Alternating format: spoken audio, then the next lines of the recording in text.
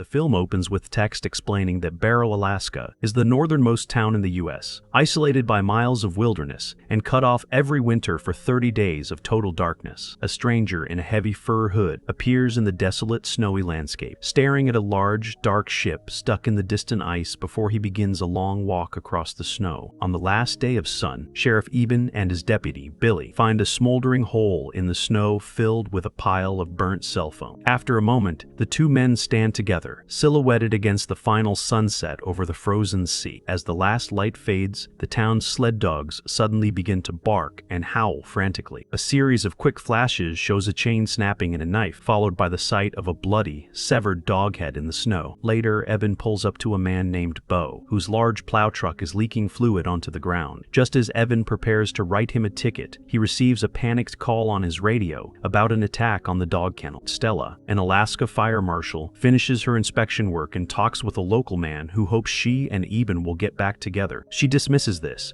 needing to catch the last plane out of town before the dark month begins. As she drives her red pickup truck through the snowy darkness, a large yellow trencher suddenly crashes into her, its toothed arm tearing through the hood of her vehicle. A young man rushes to help her from the wreck, but she is now stranded. She calls Eben, who sees Stella appear on his phone and answers reluctantly. Citing a work emergency, he tells her he can't help and sends his deputy, Billy, to pick her up instead. Billy arrives in the sheriff's SUV and rushes Stella to the airport, but they arrive just in time to watch the last plane take off, leaving her trapped in Barrow for the next 30 days. Meanwhile, Eben investigates the dog kennels, where he finds the sled dogs have been brutally slaughtered. He speaks with the devastated owners before heading back to the sheriff's station, where his grandmother Helen and younger brother Jake are. Helen informs him of a vandalism report at the Utilidor. Eben drives to the facility and meets two men, Carter and Wilson, who show him a helicopter that has been completely destroyed, with its controls and rotors ripped out despite being locked up. At the cell tower, a man named Gus hears a strange noise. He gets up from his desk and looks out the door just as the lights go out. Grabbing a large flashlight, he steps out into the heavy snow to investigate. The power to the tower dies completely, and he is suddenly surrounded by fast-moving figures in the dark. He yells at them to stop,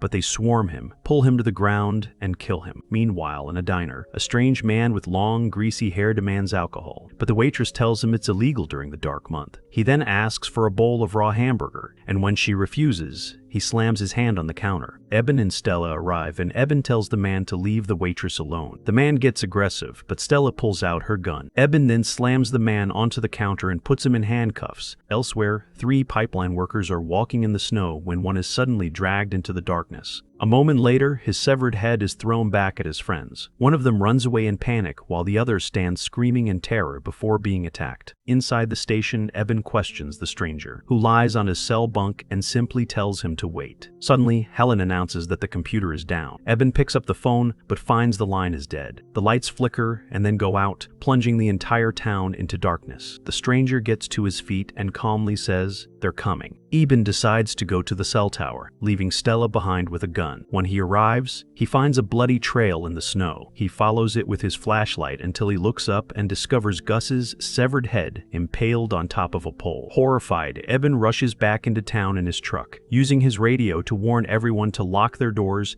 and head to the diner if they have no power. Meanwhile, in another house, Allie is preparing dinner when a vampire smashes through the kitchen window and pulls her outside. Her husband John hears her scream, grabs his rifle, and runs out to save her. He chases the creature, dragging Allie through the snow, but it turns and slashes his face, knocking him down. John gets up and manages to grab Allie's hand, but the vampire is too strong and disappears with her into the night. At the station, the stranger taunts Eben's brother, Jake, who is playing a board game with others. He warns that death is coming for them. Angered, Jake throws a game piece at the cell. The stranger picks it up, smiles, and says he can use the plastic to pick the lock. When Jake rushes to the bars to get it back, the stranger grabs him by the throat. Eben runs in and shoots the stranger in the arm, forcing him to let go. Eben then enters the cell and handcuffs the man's hands high up on the bars. He furiously asks who killed Gus, but the stranger only screams that they are all dead men. Eben and Stella leave to investigate, driving their sheriff SUV through the chaotic, snowy town. After Eben stops the truck, Stella gets out with binoculars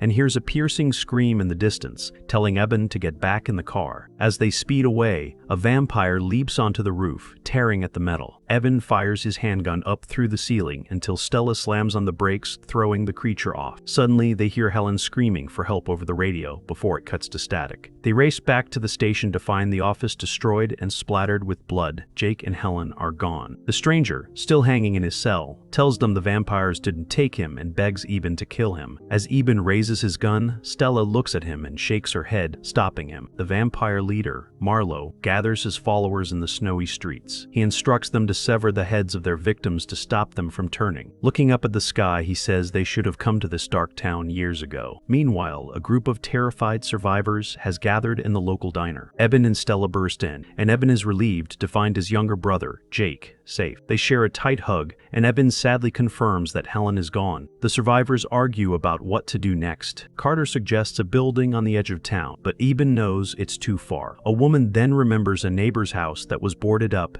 and has a hidden attic. Eben decides this is their best chance. He tells Carter to lead the group there while he and Stella create a diversion. The two drive the sheriff's truck through the town, drawing the vampires out. The creatures swarm the vehicle, with one jumping on the roof while another smashes a window. Eben manages to shoot one in the head, but Marlowe appears and rips the gun from his hands. The vampires then work together to flip the truck over. Just as they are about to pull Eben and Stella from the wreck, a large snowplow plows through them. The driver, Bo, yells for them to get in. They scramble into the vehicle and escape to the boarded-up house. Inside, Eben finds the hidden cord and pulls down the attic ladder. Once everyone is safely inside the cramped, dark attic, Eben tells them they will have to ration their food and sleep in shifts. He reminds them that they have the advantage because they are used to the cold and the darkness. Meanwhile, Marlowe and a female vampire visit the stranger in his jail cell. Believing he is about to be rewarded, the stranger looks up hopefully as Marlowe speaks to him in their strange language. Marlowe caresses the man's face with his long, sharp fingernails before suddenly grabbing his head and snapping his neck. Back in the attic, days have passed, and the survivors are tense. An elderly man named Isaac cries out in his sleep for his wife until his daughter calms him. Suddenly, a loud noise from outside startles everyone. Stella peers through a crack in the wooden wall and sees the vampires ransacking a neighboring house. Panicked, one man insists they have to leave, sparking a heated argument. Another survivor accuses him of being willing to sacrifice others, and the two nearly come to blows before Eben slams the panicked man against a wall. Realizing they can't stay, Eben devises a new plan for the group to make a run for the general store and then the Utilidor, but he insists they must wait for the cover of the next blizzard. On the seventh day, a woman named Kristen stumbles through the snowy street, crying for help. Inside the attic, the survivors hear her pleas. Eben peers through a crack in the wall and sees vampires on the rooftops, stalking the woman. He realizes they are using her as bait. After a tense argument, Eben runs outside to help. He discovers his friend John hiding under a house and tells him to stay put. Before Eben can reach Kristen, the vampires attack, viciously tearing her apart. With the creatures distracted, Eben pulls John from his hiding spot, only to see him transform into a vampire, his eyes turning black. The newly turned John attacks, pushing Eben against a swing set. Eben grabs a nearby axe and fights back, finally killing John by severing his head. He stumbles back into the house and collapses, gasping for air. Outside, the vampire leader Marlowe finds John's severed head in the snow, realizing that survivors are still hiding nearby. While on watch, a sleepy Stella is alerted by a noise. She finds Isaac, an elderly survivor, walking downstairs in a daze, intent on leaving. Stella and Wilson try to stop him, but Isaac breaks down, crying that he must get to his wife. After they calm him, he asks to use the bathroom. Moments later, they hear a window opening and find the bathroom door locked. Wilson picks the lock with a knife, revealing Isaac has escaped outside. Ignoring Stella's pleas, Wilson pushes past her and runs out into the snow after his father. Just as Eben comes down from the attic to investigate, a vampire enters the house, forcing Eben and Stella to hide in the bathroom. The creature slowly approaches, its hand reaching for the doorknob, but it is distracted by Wilson screaming for his father outside. The vampire abandons its search and rushes out, and the survivors hear Wilson being killed. Eben and Stella quickly retreat to the attic. Later, thumping on the roof alarms them, but a look outside reveals the vampires are gone and a heavy blizzard has begun. Seeing their chance, the entire group runs through the blinding snowstorm to a nearby general store and breaks in to gather supplies. In the quiet store, a sudden thump from above startles the survivors. a small vampire girl drops down and begins feeding on a body. The group rushes to Eben, who approaches with an axe, but the girl vanishes into the shadows. She reappears, attacking Eben and knocking the axe from his hands. The other survivors grab the girl and pin her against a wall. Eben yells for Jake to kill her, but he freezes. As they wrestle the creature to the ground, Eben again orders a horrified Jake to use the axe, and he decapitates her. Later, on day 18, the group plans their escape. Eben decides to create a diversion using the UV grow lights from Helen's house, giving the others a chance to reach the police station. Jake volunteers, but Eben, reminding him of his hesitation with the axe, insists on going himself. After a tearful hug with Stella, Eben runs outside, shouting and banging his axe against a barrel to draw the vampire's attention. As the creatures pursue him, the rest of the group makes a run for the station. One survivor is tackled and left behind as the others reach their destination and hurry inside. As vampires surround Helen's house, their leader, Marlowe, nods to a female vampire named Iris. She enters, but Eben is waiting with a large, glowing UV light. The light burns her face, and she screams as she stumbles back into the snow. In retaliation, another vampire smashes the generator outside, cutting the power. Eben radios his group, and Bo tells him to run to Rogers Avenue. Outside, Marlowe kneels beside the suffering Iris, covers her eyes and bites her neck to end her pain. As other vampires chase Eben, Bo suddenly crashes through a building in a large yellow trenching vehicle, running them down. He yells and shoots at them until he is overwhelmed, then drives the vehicle straight into a hotel. Bo emerges from the wreckage with a box of flares, lights one, and drops it into the box, causing a massive explosion. Eben watches in shock as Bo walks out of the fire, only to be killed when Marlowe crushes his head with his foot. Eben makes it to the station and reunites with Stella. He then sees Carter, who shows them he was bitten. Carter explains that his family died in a crash, and he wants to die before he turns, asking Eben to do it. Reluctantly, Eben takes his axe and leads Carter into a back room. The others listen in horror until a heavy thud echoes through the station. On day 27, Eben spots a flickering light in a nearby house. He and Stella run across the snow to investigate, finding Billy inside, sitting dazed on the floor next to the covered bodies of his family. Billy confesses he killed them to save them from the vampires, but his gun jammed when he tried to kill himself. Just then, a vampire crashes into the room, forcing them to flee. As they run through the blizzard, they hide under an old building. They see a little girl, Gail, standing alone in the street, but when she turns, her face is covered in blood,